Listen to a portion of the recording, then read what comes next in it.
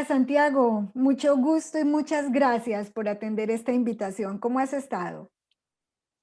Hola Dana, pues la verdad es que estoy muy bien, muchas gracias por la invitación, es un placer estar contigo y platicar sobre estos temas que tanto nos interesan de llevar la positividad a las organizaciones. Así es, que tanto nos mueven nuestro propósito de vida. Santiago, estaba escuchando una entrevista tuya y quedé encantada con pues el libro tuyo, lo compré inmediatamente, ya lo leí, ya lo subrayé, ya me encantó más que la entrevista. Y me gustaría que conversáramos sobre la felicidad en las organizaciones. Ahí hay, digamos, dos tipos o dos perspectivas sobre la felicidad en las organizaciones. Uno es felicidad organizacional, como lo llama Ignacio Fernández, que es la habilidad de las empresas, organizaciones de propiciar entornos de bienestar, de felicidad para los colaboradores. Y otro es la felicidad en el trabajo, que es la percepción del individuo sobre su felicidad en el trabajo. Eh, y en esa dinámica de estas dos perspectivas está el líder. Está el líder como el puente que, que une esas dos perspectivas y que ejerce influencia en esas dos perspectivas.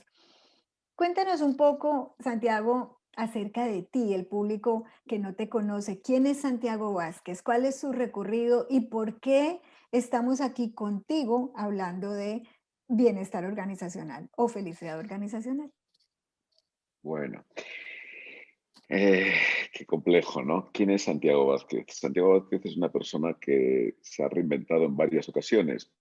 Profesionalmente empecé a trabajar hace ya muchos años, casi 30, en el ámbito de la gestión de las personas en una empresa de electricidad y esa organización fue evolucionando de tal manera que en vez de ser una empresa eléctrica española y con base en Galicia, se convirtió en una multinacional eh, que además de diversificarse geográficamente, también se diversificó sectorialmente, pasando a otros ámbitos, y que me dio la oportunidad de trabajar y conocer organizaciones en distintas culturas. Trabajé en República Dominicana, en Filipinas, en España y en México. Y básicamente con el tiempo, y prácticamente desde el principio, pero con el tiempo, con más intensidad, soy un enamorado de mi profesión, ¿no? De la gestión del talento. Personalmente, pues nací en Galicia, estudié economía, sociología, ciencias políticas, me doctoré posteriormente y básicamente he sido una persona que he pensado que la calidad y los resultados de las organizaciones dependen en gran medida de la calidad de sus líderes, además de depender también del nivel de bienestar y satisfacción laboral que existen. Como tú mencionabas, hay un entorno en el que las organizaciones y las direcciones de las organizaciones pueden contribuir a generar condiciones propicias a incrementar el nivel de bienestar, pero al final el bienestar es una percepción subjetiva, de tal forma que depende de cada uno de nosotros. Hablabas en, antes de empezar esta conversación de que Seligman fue el primero en hablar de auténtica felicidad, ¿no? ¿Por qué hay que hablar de felicidad? Pues básicamente por su escasez. Vivimos en el mejor momento de la historia de la humanidad, sin embargo, no somos más felices que nuestros padres o que nuestros abuelos. Seguramente buscamos la felicidad donde no las podemos encontrar. Vivimos ansiando lo que no tenemos, teniendo mucho miedo a perder lo que tenemos y olvidándonos de disfrutar y agradecer, saborear lo mucho que la vida nos da. Por eso, por esa paradoja que se dice en psicología positiva de bienestar material y pobreza emocional, es necesario estudiarlo. Y eso fue lo que hizo Seligman cuando invitó a dos colegas y a sus familias, a Paul Levy y a Ismail, a inventar la psicología positiva. ¿Y esto qué tiene que ver con Santiago Vázquez? Pues básicamente tiene que ver con que su libro, publicado en el año 2003, marcó un punto de inflexión, un antes y un después. Tengo que decir que el hecho de entender el trabajo como algo positivo lo aprendí en mi casa. No necesité libros de científicos ni investigadores. Lo aprendí porque mis padres, que trabajaban mucho, me transmitieron que el trabajo era pues algo muy positivo del que se generaba muchas oportunidades y mejoras en las condiciones de vida y las posibilidades de educación y de bienestar de la familia, ¿no? Ahora bien, Seligman publica ese libro y yo lo que vi era que, pues, si Seligman decía que el trabajo consiste en la identificación y cultivo de tus fortalezas y su aplicación en el ocio, el amor, la familia, pero también en el trabajo, era una auténtica revolución, porque en el fondo tenemos muy grabado a fuego que el trabajo es una maldición. Y de esta forma, pues eso es Santiago Vázquez, una persona que a partir del año 2003 encuentra, como profesional de los recursos humanos, encuentra en la psicología positiva un proveedor de intervenciones científicas que funcionan y que me permitían hacer mejor mi trabajo. Pensemos que la psicología positiva se define como la ciencia que estudia el funcionamiento óptimo del comportamiento humano. Y yo me pregunto, ¿cuál otro objetivo deberíamos tener en las organizaciones más que contribuir al funcionamiento óptimo de las personas que contratamos, ¿no?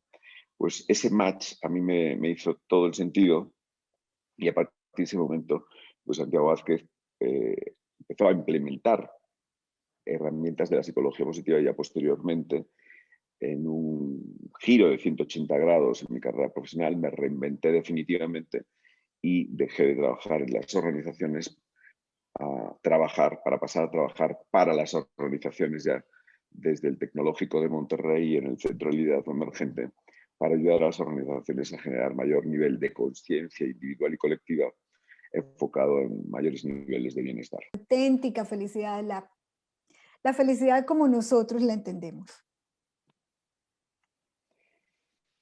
Pues bien, es muy compleja la pregunta.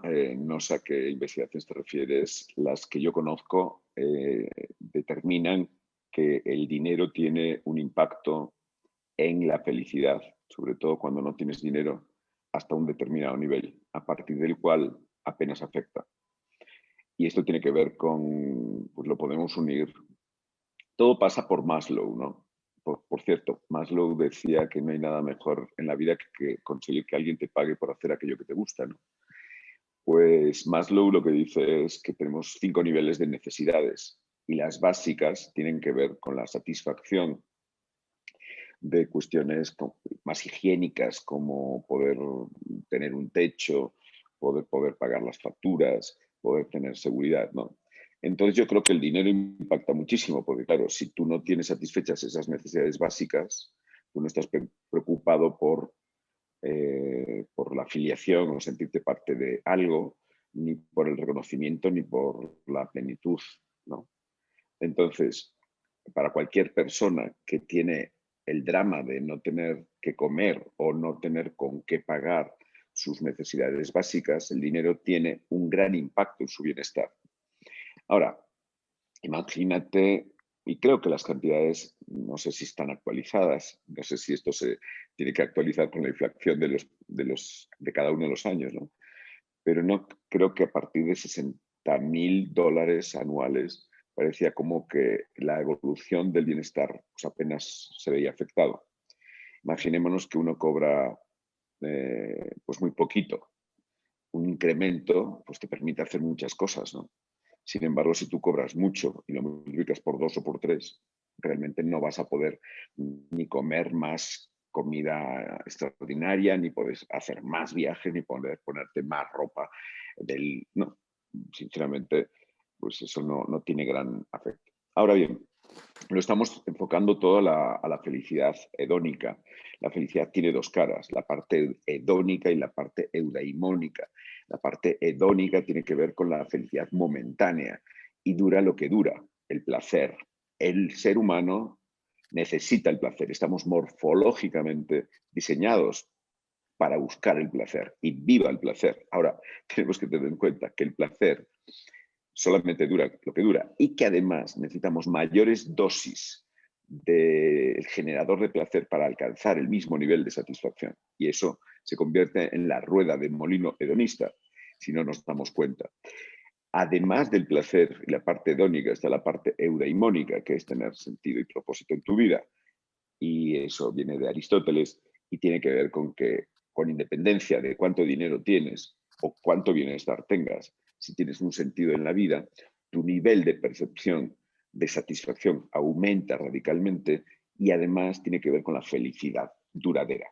Por lo tanto, no se trata de una u otra, sino que el ser humano va a tener que cultivar y buscar las dos, pero desde la consciencia. Por eso es necesario estudiarlo para encontrar aquellos elementos que te acercan o te alejan a ese deseado, añorado y por tierra, mar y aire buscado propósito de ser felices. Así es.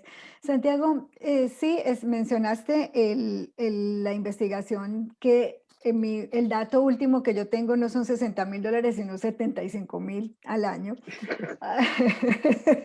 Puede Está ser la inflación. ya está actualizado. Em, pero yo difiero de eso, Santiago, y difiero profundamente. Te voy a decir por qué. Ok. Primero, porque cuando hablamos de dinero, no hablamos de un número, hablamos de una capacidad de cubrir unas necesidades, ¿sí? Ujú. Punto. No, $75,000 en Estados Unidos es una cosa y $75,000 trasladándolo a pesos colombianos es otra muy diferente. Y si nos vamos a Filipinas, que ya tú viviste allá, y si nos vamos a Alaska o si nos vamos a Ushuaia, o sea, no es el número, no es la cantidad. Ahí es donde yo Estoy de difiero. acuerdo. Eh, es, Pe- es lo que dijiste inicialmente, es cubrir, o sea, que no haya pobreza extrema en donde haya capacidad de techo, capacidad de alimentación, de vestir y diga, o sea, lo mínimo, pero es que eso entra dentro de lo que el dinner, que en paz descanse, eh, Recién fallecido, sí. Sí, recién fallecido, denominó como subjective well-being, o sea, el bienestar subjetivo. El dinero es 100% subjetivo. O sea, que es para un ultramillonario norteamericano, $1,000,000 puede ser pobreza absoluta. Y para un colombiano es el máximo que puede aspirar en la vida. Pues, o sea, es totalmente subjetivo y ahí es donde entra mi discusión con esas investigaciones, en donde las plantean como si todo el mundo fuera urbano norteamericano y qué relevancia tiene el promedio de una investigación de 700 individuos urbanos para el resto de la población mundial. Yo creo que no es a ese nivel de objetividad. Sí, de todas maneras, fíjate, yo lo interpreto, no sé si mi nivel de positividad me lleva a ver siempre lo útil, ¿no? A mí la investigación, que no conozco en profundidad, únicamente he leído su reseña por parte de Ed Diner, creo que en un libro que escribió con su hijo Robert Biswas Diner, lo cierto es que a mí me parece que el comportamiento de la curva, es decir, no creo que el valor sea lo importante es el comportamiento de la curva y el comportamiento y lo que afecta el dinero a tu propia felicidad. No creo que la investigación quiera concluir que con $1 menos te comportas así, con 2 más llegas al punto de inflexión y precipita tu nivel de felicidad o lo contrario. Creo que el dinero es importante hasta mientras satisface necesidades básicas y higiénicas y no sé cuánto dinero ni interpreto que la investigación haya decidido que las condiciones socioeconómicas americanas sean extrapolables a otros lugares. Estoy seguro de que no querían decir eso. Pero, insisto, lo interesante es el comportamiento de la curva y de cómo cuando apostamos en general como sociedad a acumular cosas materiales, pues podemos llevarnos la sorpresa de sentir un profundo vacío. Por contra, cuestiones como practicar el altruismo, la gratitud y ayudar a otros, pues está en estos momentos demostrado, porque hoy lo que es interesantísimo para entender un poco cómo funciona la felicidad es que no solamente se estudia desde el ámbito de la psicología, sino que equipos multidisciplinares de distintas ciencias, entre las que se encuentra, por ejemplo, la medicina, la biología, colaboran para interpretar lo que sucede cuando una intervención se lleva a cabo, por ejemplo. Y hoy podemos medir en sangre o en saliva la presencia de determinadas hormonas. Hoy podemos, como hace el equipo de Richard Davidson en Wisconsin, fotografiar lo que sucede en el cerebro cuando una persona practica algunas intervenciones. Y lo cierto es que al final de lo que se trata es de que vivimos en una sociedad en la que el 30% sufre algún tipo de depresión o ansiedad. El otro día se publicaban hace 2 meses el consumo de ansiolíticos en el Reino Unido y es totalmente coherente, alcanza el 30%, de tal manera que estamos en un problema, ¿no? Porque resulta que necesitamos un ansiolítico para levantarnos, un somnífero para dormirnos y de esta forma estamos evitando mirarnos al espejo y enfrentarnos a la realidad, cuando posiblemente pensar menos en nuestra propia felicidad y más en la de otros, pues nos ayude a alcanzarla. Así es. Sí, sí, el tema es no ponerle cifras. Bueno, cuando hablamos de dinero, pues inmediatamente el automático es hablar de cifras, pero cuando estamos hablando dentro de la ciencia de la felicidad, no se trata de cifras, porque estamos hablando de un común denominador para la población mundial, no para determinadas culturas, ¿sí? Y mucho menos individuos, porque también hay individuos que dejan de ganar, sueltan sus empleos de altas cifras de varios ceros y precisamente por disminuir esas pastillas que se tienen que tomar diariamente y prefieren soltar el dinero y estar más, como dicen ellos, felices. Así que, Efectivamente. así Así que es. es un tema totalmente subjetivo. Volvamos al tema del liderazgo. ¿Qué tiene que hacer un líder, Santiago, para hacer ese puente entre la institución, la empresa, la organización, entre la felicidad organizacional y la felicidad en el trabajo? Es decir, la capacidad de propiciar bienestar y la percepción de felicidad. ¿Qué hacemos si para cada uno felicidad es diferente? ¿Qué hace un líder? ¿Cómo puede manejar ese puente del cual tiene que ser actor principal? Bueno, en primer lugar, yo lo que sucede es que tengo una visión del líder un poco rara, ¿no? Cuéntanos. Eh, en general se percibe el líder frente a sus seguidores, ¿no? Entonces, un líder se define por la presencia de otras personas que conforman su equipo. Y sin embargo, yo creo que no necesariamente necesitamos seguidores o miembros de un equipo para poder ser un líder o para serlo, de hecho. Yo creo que todos somos líderes de nosotros mismos.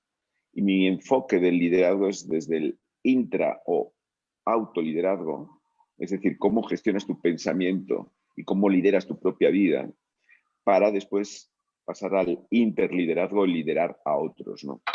Entonces, tanto en un enfoque como en el otro, nosotros desde el Centro de Liderazgo Emergente y analizando sobre todo y apoyándonos en la psicología positiva, hemos identificado nuestra propuesta, ¿no? Seligman habla del constructo del florecimiento humano PERMA, Huppert y So hacen otro constructo con 10 elementos y al final pues son los elementos que Seligman considera o los otros autores que deben cultivarse para alcanzar mayor nivel de florecimiento humano, que es como una especie de definición revisada del concepto unidimensional de felicidad, ¿no? Pues Seligman escribe La auténtica felicidad, define la felicidad como lo acabo de mencionar, y en el 2011, eso fue en el 2003, en el 2011 escribe Flourish y dice, lo siento, me equivoqué.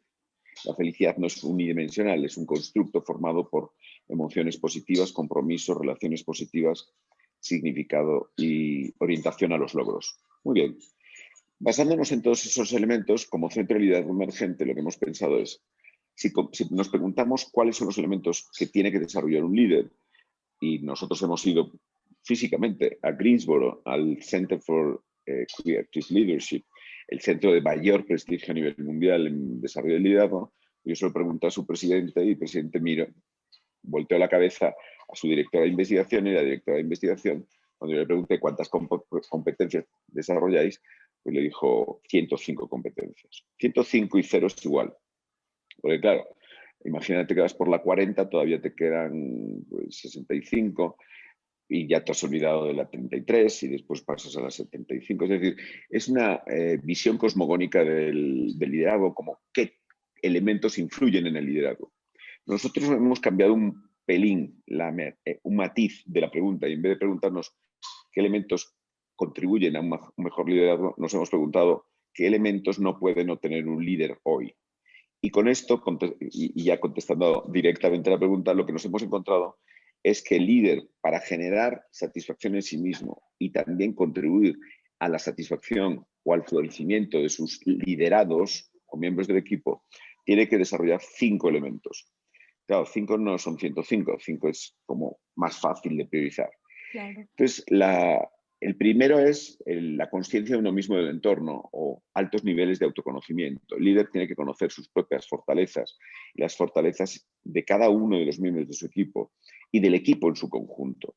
Y creo que esto, pues, querida Dana, es algo que forma parte de nuestros mandamientos básicos de nuestra fe psicología positiva, ¿no? Es decir, oriéntate a fortalezas y serás mucho más feliz, aparte de que obtendrás mejores resultados, ¿no? Entonces, esto es muy importante porque eso nos va a permitir como líderes hacer crecer, ¿no? Mi definición de líder es que el líder es aquella persona que florece y que para conseguirlo, o sea, para conseguir ser feliz y florecer, contribuye a la felicidad y al florecimiento de los demás. Y entonces, con esto abrazamos la diversidad. El problema de los líderes es que se rodean de clones, ¿no? La diversidad es la maravilla de la esencia del ser humano, ¿no? Ahora, cuando desarrollas un equipo diverso, a veces tienes la incomodidad de que otros no piensen como tú. Pero después de superar los miedos a poder entender y respetar la diversidad, nos vamos a encontrar con que el equipo puede llegar más lejos, porque un equipo de clones va a hacer muchas menos cosas que un equipo diverso, con distintas formas de pensar y que atiende. Pensemos en que las organizaciones tienen que ser empáticas con sus mercados, ¿no? ¿Cómo lo van a ser si todos son iguales? Por tanto, primer elemento, consciencia de uno mismo y de su entorno. Segundo, propósito y significado. Hoy con esta crisis sanitaria lo que vemos es que las organizaciones que tienen un porqué y que tienen mayor trascendencia están obteniendo mejores resultados. El propósito tendría que ver también con el placer de lo que se denomina servant leadership, el liderazgo de servicio. Hacer las cosas por la satisfacción de contribuir al bien común, ayudar a los demás, ¿no? Y ahí también entraría también la parte de la gratitud. El tercer elemento es la positividad, un constructo conformado por autoeficacia, es decir, el líder conoce las fortalezas suyas y de los miembros del equipo y genera autoeficacia, es decir, confianza en la capacidad para alcanzar el objetivo. Esto es muy diferente al siglo XX, donde el líder lo único que te está diciendo todo el día machacando son las cosas que se te dan mal, que te has equivocado, etcétera, etcétera. Además de la autoeficacia, el optimismo y la esperanza. Un optimismo muy diferente al que muchas personas conocen coloquialmente. Ayer veía un telediario de las noticias en España y me entristeció mucho el espacio que tenía dentro de las noticias la publicación de un libro, por cierto, un título que casi me da vergüenza por lo soez del título, ¿no? Decía, hasta los del pensamiento positivo, se titulaba el libro. Entonces, bueno, pues yo creo que el optimismo es un deber ético, decía Karl Popper. Creo que en estos momentos ser optimista no es únicamente pensar a todo se va a arreglar. El optimista lo que sucede es que como piensa que su esfuerzo puede valer la pena, hace más esfuerzo. El optimista madruga, se esfuerza y obtiene mejores resultados. Además del optimismo está la esperanza. El cuarto de los elementos sería la resiliencia. Necesitamos líderes capaces de tolerar la frustración, gestionar la incertidumbre, ser humildes, flexibles, tener lo que dice Carol Dweck, growth mindset, mentalidad de crecimiento. ¿Y quién querría a un líder pesimista, inflexible, que se hunde a la primera de cambio? Necesitamos un líder que le miras y dices, pues sí, confiamos en nuestra capacidad, ¿no? Y por último, el concepto de compromiso. El compromiso que tiene que ver con una identificación, un vínculo emocional, pero sobre todo también tiene que ver con mayor nivel de esfuerzo, una conducta extra rol. Entonces, estos son los 5 elementos que creo que tiene que tener un líder hoy para obtener mejores resultados y también alcanzar adecuados niveles de satisfacción en su vida y contribuir a la felicidad organizacional, además de la felicidad en el trabajo de los miembros de los equipos. Santiago, mencionaste los 5 y en cada uno de ellos palabras como esperanza, como optimismo, palabras sueltas que podrían dar para un libro completo. O sea, esto es como casi que o sea, un océano en profundo y en extenso de temáticas sobre el bienestar integral y la felicidad. Mm, Hablemos sobre el propósito. Escojamos un tema y te voy a decir por qué el propósito, porque es mi pasión. O sea, digamos, con lo que muchas personas me identifican y yo me identifico. Es ese tema espiritual, porque el propósito está dentro de la dimensión espiritual, que se pega también del tema del optimismo y la esperanza. Mm, ¿Cómo el propósito en tu concepto y en tu experiencia impacta ese liderazgo para desarrollar personas y cómo el propósito impacta la resiliencia, impacta la flexibilidad, la innovación, eh, el reinventarse, que son, pues, digamos, como palabras bastante actuales dadas las circunstancias. En tu concepto, el propósito, ¿qué tan importante es y cómo un líder puede trabajar su propósito y el de las personas que lidera? Que creo que es más difícil todavía. El propósito es la clave de la vida. Cuando encuentras un propósito, tu vida cambia. Seligman le llama la vida con significado, ¿no? Eh, Realmente la situación no está bien, ¿no? En términos de salud emocional. Ya lo mencionaba antes con varios indicadores, pero adicionalmente lo que vemos es que las tendencias suicidas aparecen con mayor intensidad y a edades más tempranas, ¿no? He conocido algunas encuestas desarrolladas por universidades aquí en México, donde los resultados a la pregunta, en algún momento he pensado que era mejor no vivir, entre los que están de acuerdo, a veces de acuerdo, y que no estaban ni de acuerdo ni desacuerdo, que ya es grave también, creo, alcanzábamos el 19,9%. Eh, ¿Cuál es el antídoto de ese vacío interior que te ha podido llevar en un momento determinado a pensar que era mejor no vivir y reconocerlo? Porque lamentablemente tengo que pensar que dentro del otro 80,1% habrá personas que lo habrán pensado y lo han sentido y habrán decidido que era mejor no reconocerlo. ¿Cuál es el antídoto? Encontrar significado en tu vida, ¿no? Michael Steger, del Centro de Colorado, lo ha dedicado y está centrado en esas investigaciones. Ha hecho incluso un cuestionario de 10 preguntas que nos permite medir nuestro nivel de significado en la vida, ¿no? Y hay dos factores fundamentales: la presencia y la búsqueda. Es decir, encontrar significado en la vida no es que te caiga una manzana como a Newton y descubras el significado, o en su caso la ley de De Newton, Newton. ¿no? No. Encontrar significado tiene que ver con nuestra capacidad para saber buscarlo. Es decir, y recuerdo un libro de Dan Pink, ¿no? Drive, que hablaba de cuál es tu frase, ¿no? ¿Cuál es tu frase? Es, pues, si tuvieses un epitafio, ¿por qué serías recordado o cómo serías recordado? Y yo creo que tiene que ver con nuestro significado, ¿no? Encontrar significado no tiene necesariamente que ver con una gran trascendencia social, ¿no? Obviamente el significado de la vida de Nelson Mandela fue, pues, cambiar el curso de la historia a través del perdón para reconciliar a dos Sudáfricas, y su capacidad de perdonar cambió el curso de la historia y evitó una guerra civil fratricida. Bien, eh, en mis cursos muchas veces utilizo recursos muy sencillos. Recuerdo a Emilio, un barrendero barrendero, una persona que barre, que limpia las calles y que fue noticia en los telediarios durante varios días. La cuestión era que Emilio barría durante todos los días y al pasar delante del patio de un colegio de niños, pues bromeaba con los niños y durante varios meses y creo que años les cantaba canciones y fue famoso, ¿no? Porque él Emilio va riendo mientras iba riendo, ¿no? Y pues no es fácil ser barrendero en Madrid, porque en Madrid siempre hace o mucho calor o mucho frío. No siempre, pero las temperaturas extremas forman parte de su idiosincrasia.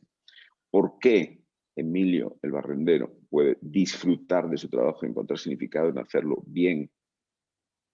Y fue noticia porque se puso enfermo y dejó de asistir y las redes sociales empezaron a investigar qué había sido de Emilio y por qué él encuentra significado. Y sin embargo, otras personas con posiciones muy poderosas no lo consiguen, porque no lo buscan o porque no entienden lo que es la trascendencia. Por lo tanto, creo que el significado es como ese gran intangible, ¿no? Al final, la misma teoría de los 5 elementos que te acabo de comentar la puedo explicar de otra manera, ¿no? Al final lo que necesitamos es capacidad de flexibilidad y adaptación. Yo estoy leyendo el origen de las especies de Darwin, ¿no? Donde nos dice que pues, sobreviven aquellas especies que mejor se adaptan, ¿no? Pues esto es lo que está sucediendo. El hipercambio en nuestras organizaciones y como individuos forma parte de la realidad. Íbamos a una velocidad vertiginosa y se ha convertido exponencialmente en algo mucho más rápido que lo está cambiando todo en tiempo récord, ¿no? Entonces ahí esto está poniendo a prueba la capacidad de adaptación, es decir, la resiliencia. ¿Por qué no? Otro concepto que estudia la psicología positiva, que es la excelencia de la resiliencia, el crecimiento postraumático, es decir, no solamente adaptarse y superar la adversidad, sino salir reforzado porque has aprendido algo. Entonces, si el objetivo, la resiliencia que tenemos para alcanzarlo, a nosotros mismos, nuestras fortalezas, para transformar o desarrollar nuestras competencias y fortalezas en capacidad de adaptación, que tenemos propósito, positividad y compromiso. Y estos son los 3 elementos, pero sin duda para mí el significado era el más etéreo, el que más dificultades me generaban. Sin embargo, es sin duda el más importante, y lo decía muy bien Víctor Frankl, el hombre en busca del sentido, ¿no? Pues no ¿Quién tiene? sobrevive Sí. el que tenía más fuerza o fortaleza o medios, sino aquel que ayer veía precisamente también el fotógrafo de Mannhausen, otra película, donde el protagonista, y es una historia real, pues tenía que sobrevivir para guardar esos rollos de fotografía. Y básicamente, igual que Frankel, lo que buscaba era pues, sobrevivir para ser testimonio y poder evitar que las atrocidades quedasen sin ser conocidas, con el objetivo de que la sociedad no volviese a cometer semejantes atrocidades, ¿no? Por lo tanto, un propósito lo que hace es que tengas energía, que tengas ganas, que te apasione. Y por eso es importante el propósito. Hablabas hace un momento de cuál es tu frase. Y te voy a decir la mía porque en la entrevista que te escuché, hablas de un director de orquesta, del líder como un director de orquesta.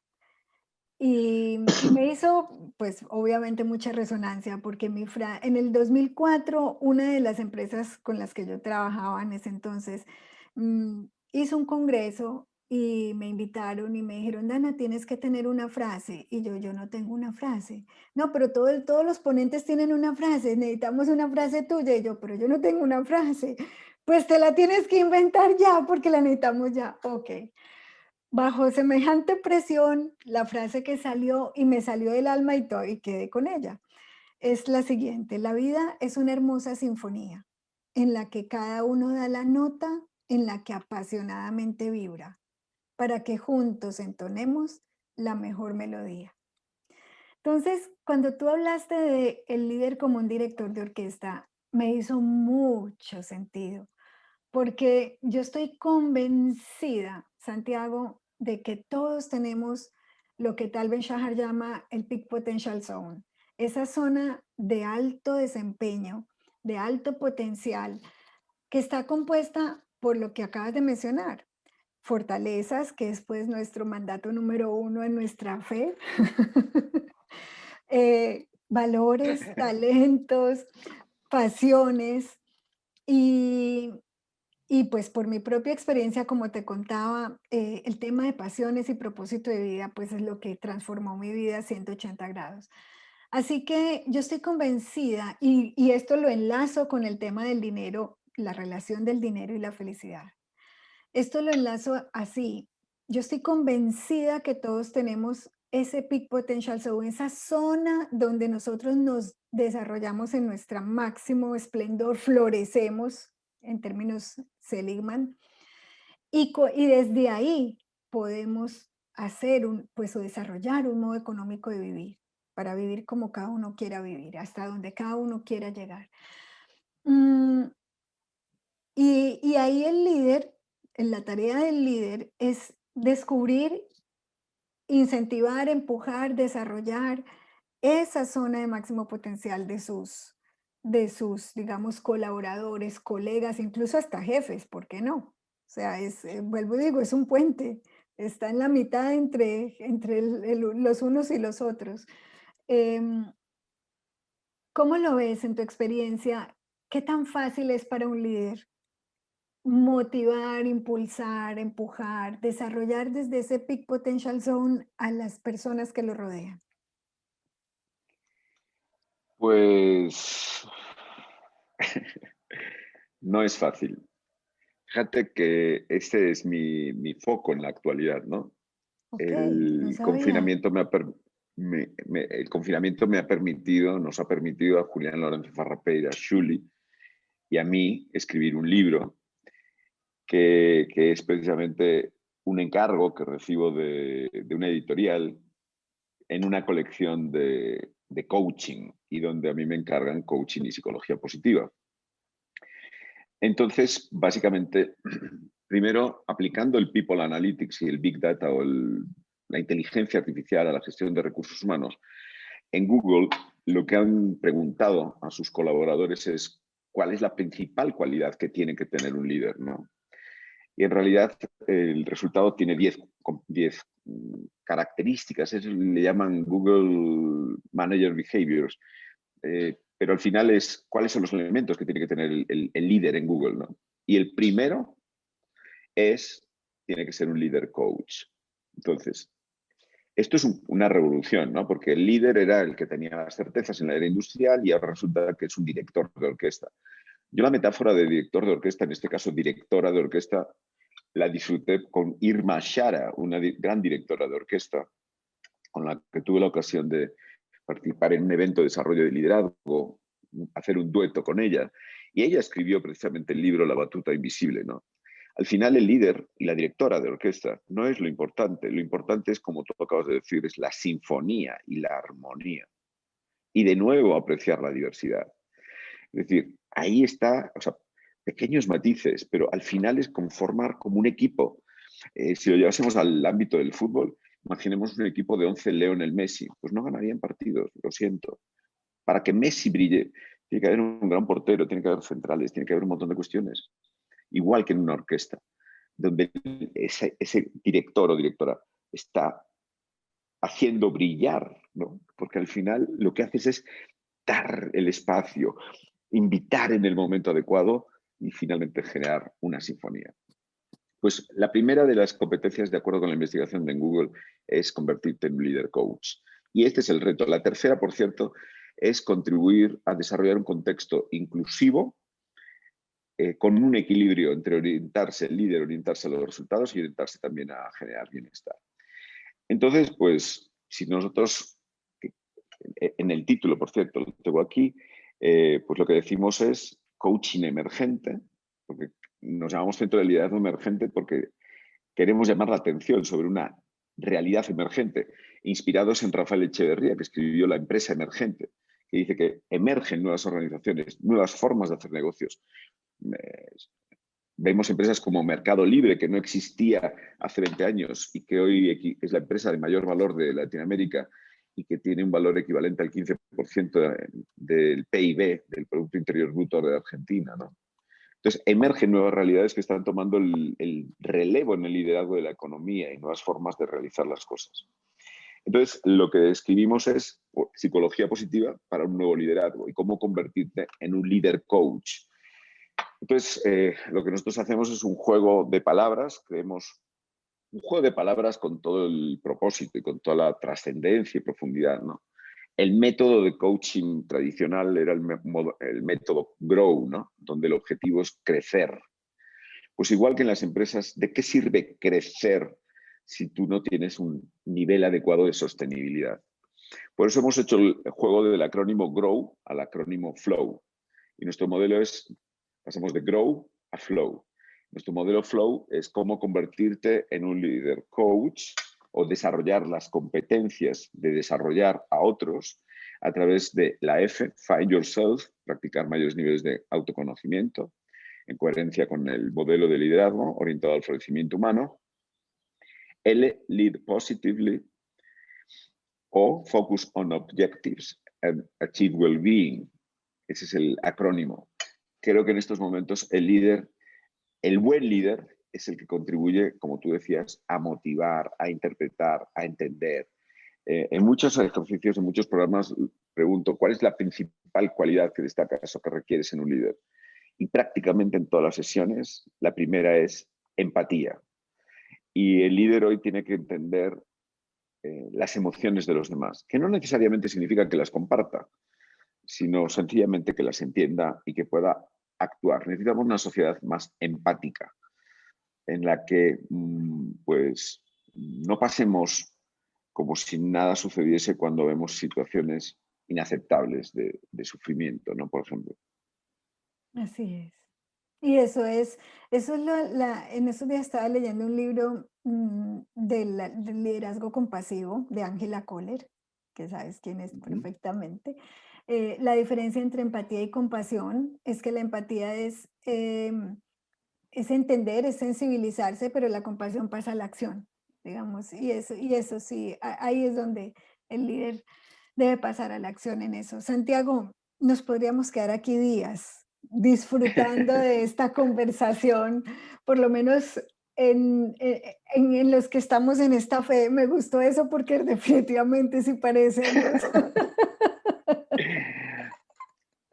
Así No, que, y aparte te digo una cosa, como dice Marisa Salanova, no es magia, es ciencia, ¿no? no, sí, Y yo total. creo que tenemos una responsabilidad y tenemos que ayudar a esparcir la positividad porque hay muchas personas a las que les cuesta mucho Sí, sí. y creo que eso es muy importante.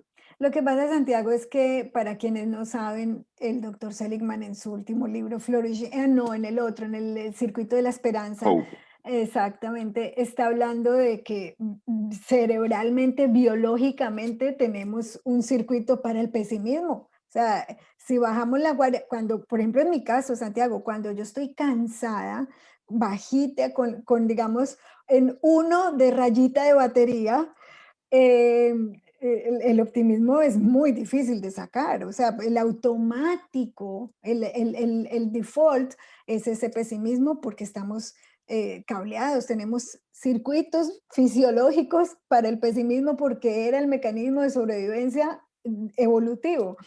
Ahora necesitamos llenarnos de energía, cuidar nuestra energía, como dice Tony Schwartz, el liderazgo más que manejo del tiempo es manejo de la energía. Necesitamos disponer de energía para poder ser optimistas, para poder ser felices, para poder conocernos, para poder ser empáticos. ¿Quién va a ser empático cuando ni siquiera tienes energía? Así que es un esfuerzo, Santiago, y por eso tenemos que motivarlo y hablar de la ciencia de la felicidad, porque es un esfuerzo, no viene por default. exactamente, sino todo lo San- contrario. Así es. Santiago, te agradezco muchísimo tu tiempo, muchísimo tus conocimientos y muchos éxitos con esos libros, porque de verdad que son poderosísimos. Muchas gracias. Muchísimas gracias a ti, Dana. Un fuerte Y abrazo. gracias. Y para quienes nos están oyendo, los invito a que nos sigan en las redes, en Instagram, en LinkedIn, en Facebook y pues obviamente acá en YouTube. Hasta luego y gracias. Bye, chao.